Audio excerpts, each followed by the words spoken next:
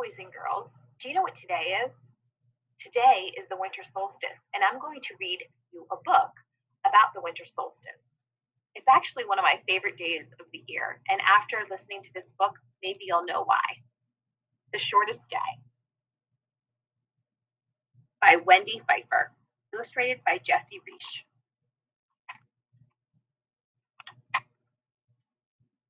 In late autumn, in the northern part of the world, squirrels hide nuts, foxes grow thick fur coats, and flocks of birds fly to warmer places.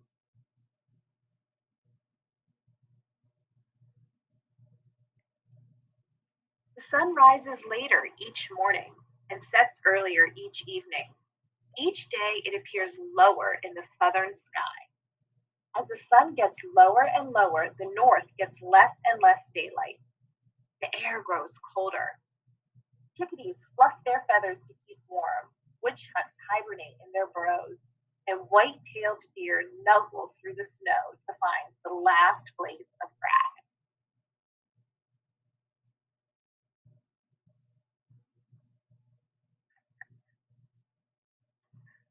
On short winter days, children bundle in warm clothes and walk through a frosty white world, dragging long shadows behind them.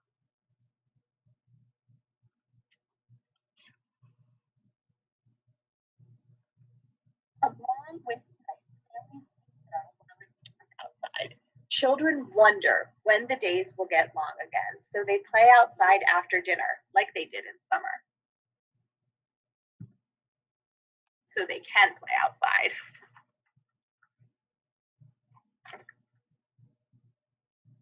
In the north, on or around December 21st, the sun reaches its lowest point on the horizon, making that the shortest day of the year.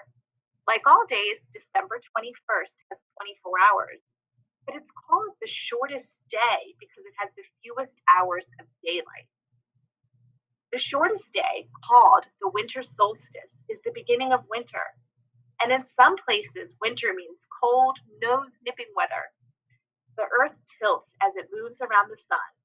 When the northern part of the earth tilts away from the sun, the north gets less heat and light than the southern part.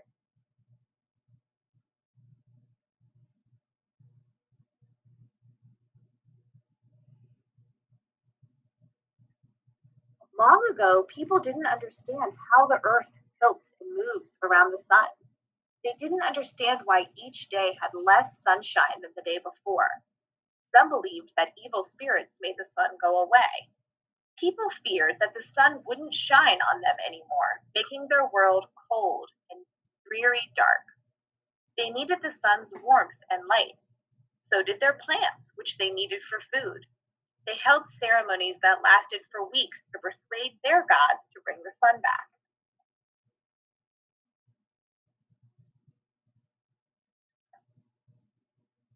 Over the years, people noticed that after short days, the days gradually got longer. Joyous people bathed in the sun's warmth and light.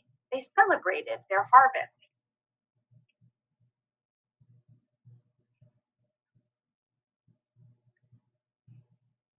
About 5,000 years ago, people who studied the sky noticed that day after day the sun set in different places on the western horizon. They discovered that when the sun set farthest south, that was the shortest day. These early astronomers planned to mark the shortest day. Then each year, people would know when the days would start getting longer again.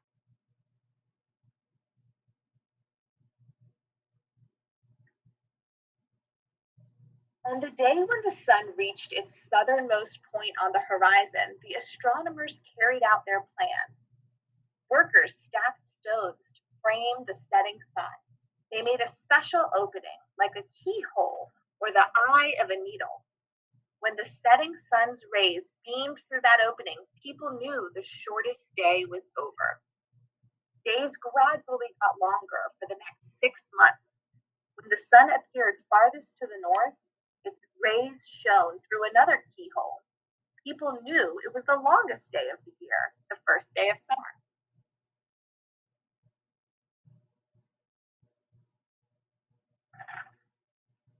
In China, over 3,000 years ago, astronomers measured shadows to determine the shortest day.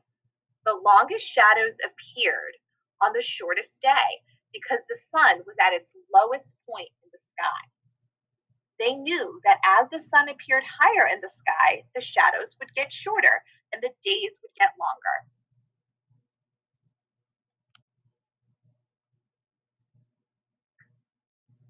Over 2,000 years ago, Romans celebrated the shortest day with festivals and merrymaking. They gave evergreen branches to friends as a sign of good luck. Evergreen wreaths decorated their doors. Since these plants gave green when the others turned brown, they remained the Romans they reminded the Romans of the coming of spring. Mistletoe and holly hung in their homes because the plants that survived the harsh winter were symbols of life. Many people believed these plants would bring strength to their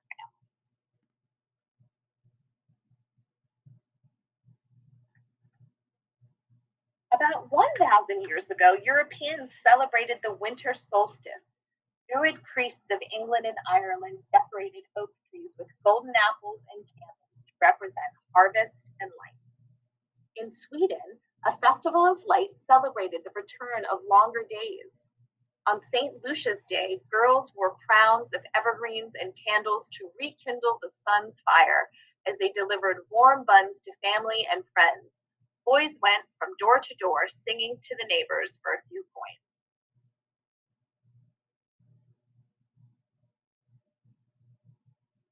Around the same time in history, the Incas of Peru marked the shortest day with a festival in honor of the sun. At dawn, when the sun first appeared, shouts of happiness rang out, and then the Incas used the shiny surface to reflect the sun's rays onto dry dry cotton. The sun heated the cotton and made it burst into flames. They carried the fire to their temples and kept it burning on the altars all year because it came from one of their gods, the sun.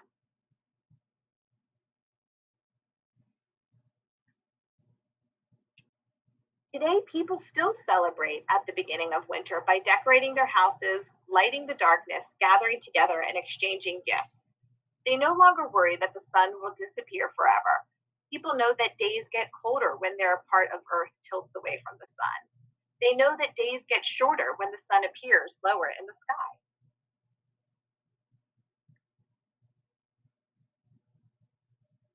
People celebrate the shortest day because longer days follow. Flocks of birds will return. Seedling oak trees will sprout, and children can play together after dinner. For more than 5,000 years, people have welcomed the winter solstice because it's a new beginning.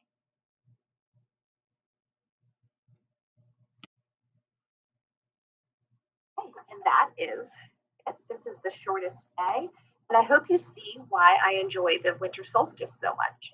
It's because although today is the shortest day in terms of hours of sunlight, starting tomorrow and for the next 6 months, we get a little bit more sunlight each day, which means soon, before you know it, we'll be able to play outside again after dinner.